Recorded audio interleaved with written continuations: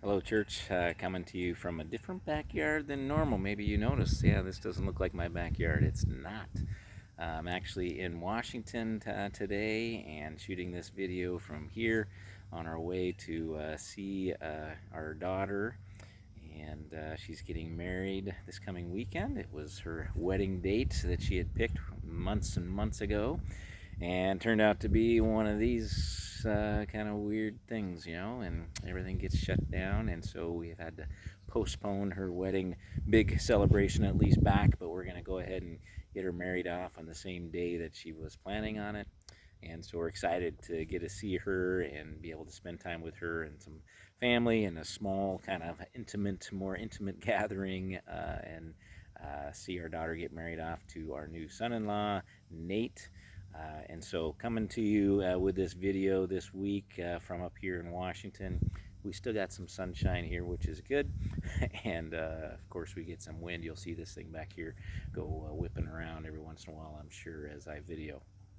But I wanted to just come to you again today and just give you a word of encouragement. Last week I talked about how we can combat some of the tensions that we're feeling and maybe the frustration we have by being thankful. And so I encouraged us all to spend some time thinking about God and what He's been doing in the midst of this, how He's been blessing us personally, how He's been caring for us in different ways internally and externally, and to replace maybe the frustration or the fear that maybe we have with gratitude and to be thankful. But this week I want to kind of change it, still staying with the theme of Thanksgiving, but I want us to maybe take some time to be thankful for the people that God has put into our life. We need to give gratitude and thanks to God because all good things come from Him, right? And all good people that we have in our life that bless us, they originally come from Him. And so that's great. We need to start there, but we need to make sure that we also pass that on to those who He uses in our life. And so just want to encourage you this week to be thinking about those in your life who have been blessing you in the midst of this sheltering in place, people that have really meant a lot to you, people who have been sacrificing for you or in doing things to encourage you, little things or big things or whatever it may be. For me, I want to be an example of that by even in this video, by just saying thanks to several people in our church who have been doing some amazing work. First of all, Laura Kamarick, who of course is our worship leader. We all love how she leads in worship, as she continues to do a great job now as we're doing worship online. Just so impressed with her ability to pick just the right song for just the right occasion, for just the right message. And so just super thankful for having Laura, but she has, kind of stepped up in this time as well. It's really hard to lead worship with nobody in the audience, and it's such a relational thing, leading worship. And so just been so impressed with how she continues to worship well and to lead her team well in this unusual time. Also just impressed with the extra work that she's putting in to do this. It takes extra time to prepare and to put these online services together.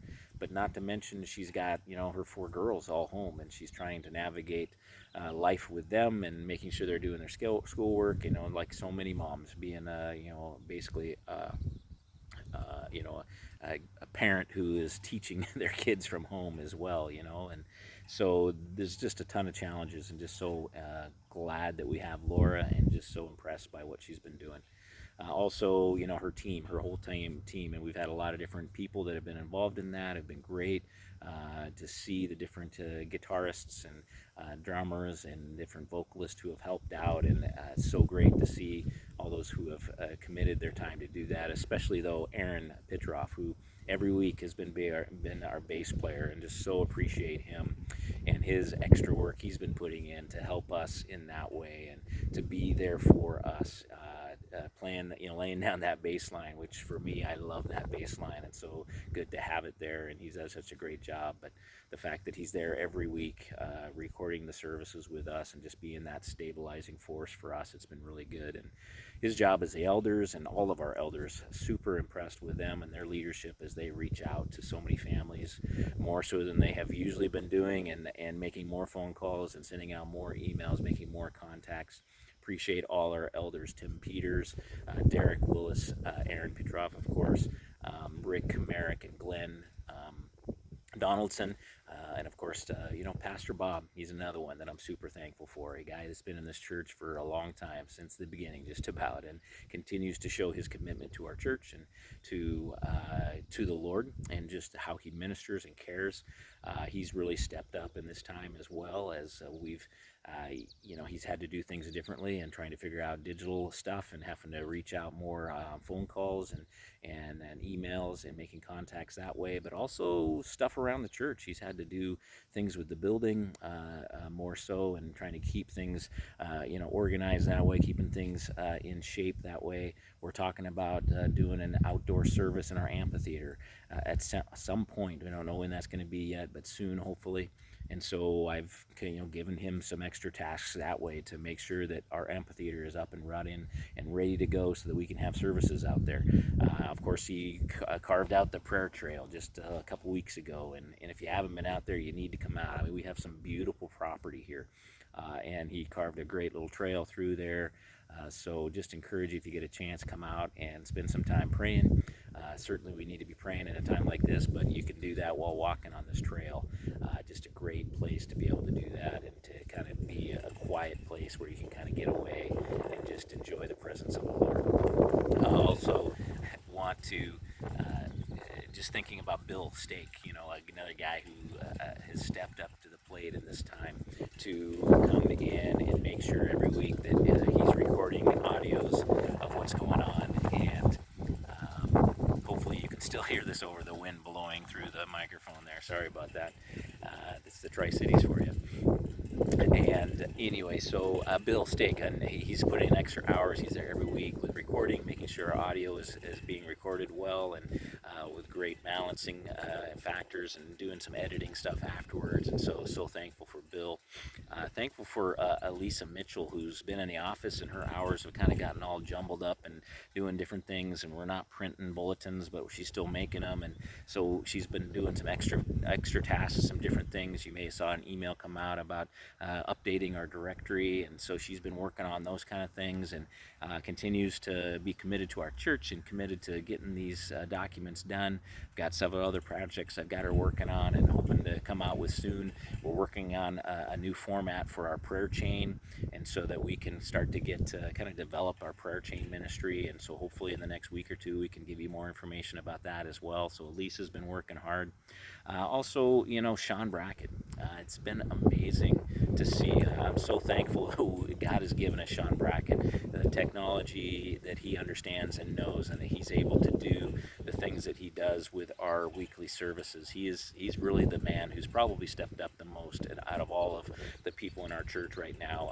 Just the extra hours that he's putting in, literally all day Saturday is spent editing our services right now. And that's just a huge commitment on his part, and so much of that is, we pay him for some of it, but a lot of it is volunteer. And so just so thankful that not only does he have the knowledge and the gifting to be able to do what he's doing, so that we can have such a great presence online on Sunday mornings, but he's also got the time and the commitment to the Lord and to our church to continue to make that happen. So thank you, Sean Brackett. Also, our connection group leaders, all our connection group leaders are working with these online kind of formats, trying to do service, connection groups online. That's not easy, it's hard, but they're figuring it out. Becky Erickson, working with a youth group and doing Zoom meetings with our youth group a couple times a week. And she has such a creative mind. It's amazing to see her come up with different ideas on how to do that, and to do it in a way that's fun for the kids. So there's just so many that I see in our church that are doing great things and deserve our gratitude and thanks, and I am super thankful.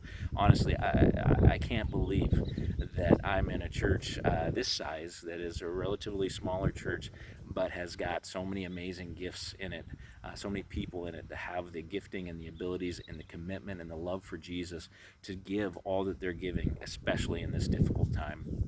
So make sure you spend some time this week thinking about the people in your life who have blessed you, who are going the extra mile for you, who need to be encouraged, and send them a note. Send them a letter in the mail, or a card in the mail. Send them an email. I don't know, make a phone call, buy them a gift, do something that will just show your gratitude we need to continue to look to be gracious, but also to be thankful for those that God has put in our life that are blessing us in this difficult time. So, church, let's be a church that's filled with thanks. Let's set ourselves aside from the rest of the culture right now, which is bickering and taking sides and yelling and screaming at each other, filled with fear, frustration, all this kind of stuff.